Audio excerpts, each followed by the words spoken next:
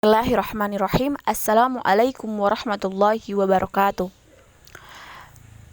Baiklah, perkenalkan nama saya Sri Rahayu Januke dari kelas 1B Fakultas Ilmu Tarbiyah dan Keguruan Pendidikan Bahasa Arab IAIN Sultan Amai Gorontalo. Baik, di sini saya akan menjelaskan hasil bacaan saya mengenai etika, moral, dan tanggung jawab keilmuan. Etika secara etimologi, etika berasal dari bahasa Yunani ethos yang berarti adat, kebiasaan, atau kesusilaan. Pengertian terminologi etika menunjukkan pada tingkah laku yang didasarkan pada penilaian baik dan benar. Istilah ini dipopulerkan oleh Aristoteles. Pada perkembangan selanjutnya, seseorang ahli filsafat, Kikero, mengenalkan istilah moralis yang kurang lebih bermakna sama. Dalam pandangan normatif, segala sesuatu mempunyai nilai-nilai yang dijadikan asumsi dan dasar dalam implementasi. Etika atau ethos adalah sebanding dengan moral mos, di mana keduanya merupakan filsafat tentang adat kebiasaan.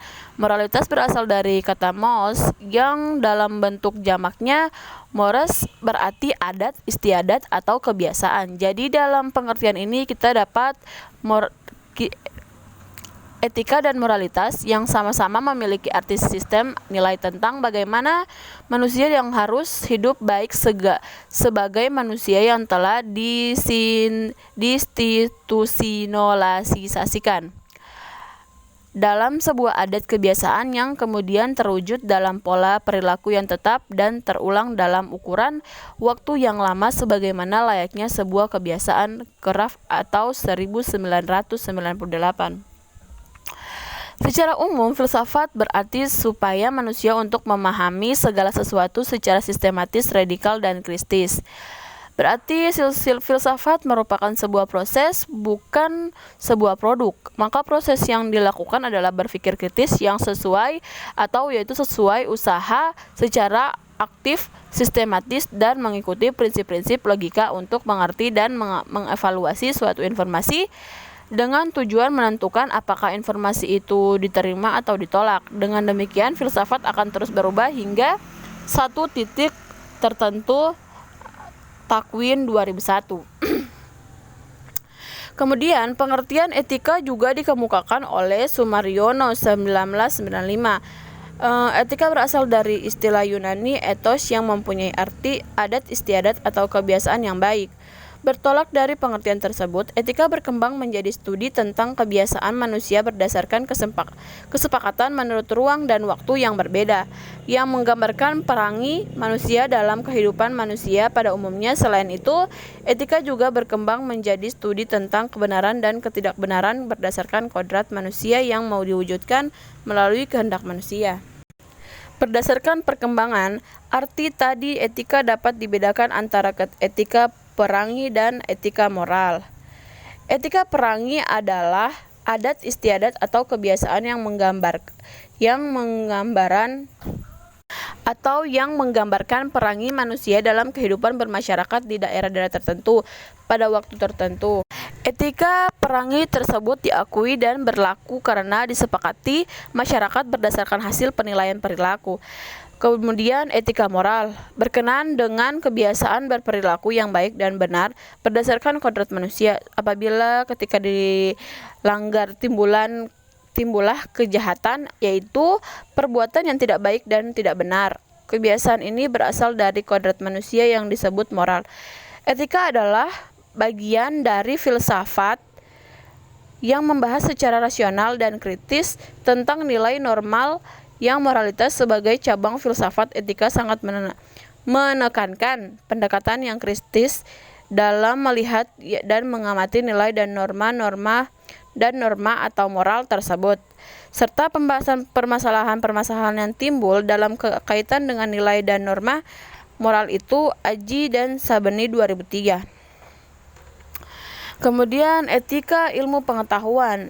Ilmu bukanlah merupakan pengetahuan yang datang demikian saja sebagai barang yang sudah jadi dan datang dari dunia hayal. Akan tetapi, ilmu merupakan suatu cara berpikir yang dimiliki dalam berpikir yang demikian dalam tentang suatu objek yang khas dengan lainnya. Kemudian pengetahuan ilmu adalah pengetahuan yang di dalam dirinya memiliki karakteristik atau kritis, rasional, logis, objektif, dan terbuka. Hal ini merupakan suatu keharusan bagi seorang ilmuwan untuk melakukannya. Namun selain itu juga masalah mendasar yang dihadapi ilmuwan setelah ia membangun suatu bangunan yang kokoh kuat adalah masalah kegunaan ilmu bagi kehidupan manusia. Kemudian kaitan ilmuwan dengan etika. Al-Holiyab Wat-Holi 2001 telah meletakkan berbagai prinsip dasar dalam hal memahami tanggung jawab yang pengetahuannya dan keilmuannya. Istilah tanggung jawab secara etimologis menunjukkan pada dua sikap dasar ilmuwan, yaitu tanggung dan jawab. Ilmu dan ilmuwan termasuk lembaga keilmuan dalam hal ini wajib maupun permasalahan-permasalahan yang tidak disebabkan olehnya.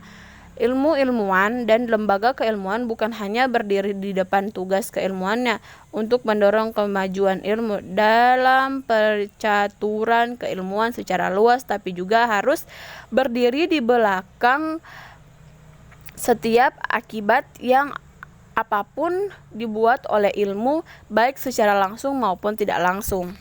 Kemudian sikap keilmuan adalah hal ini merupakan sikap ilmiah dari seorang peneliti atau ilmuwan.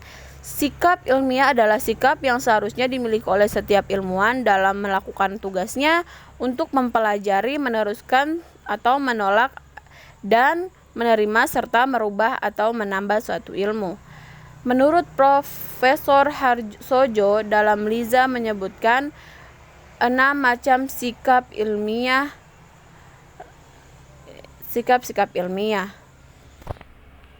Yang sikap tersebut belum dapat dicantumkan oleh dirinya.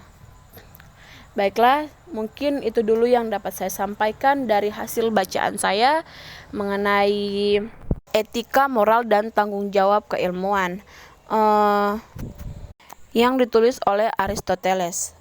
Baiklah, saya akhiri wabillahi taufiq wal hidayah. Wassalamualaikum warahmatullahi wabarakatuh.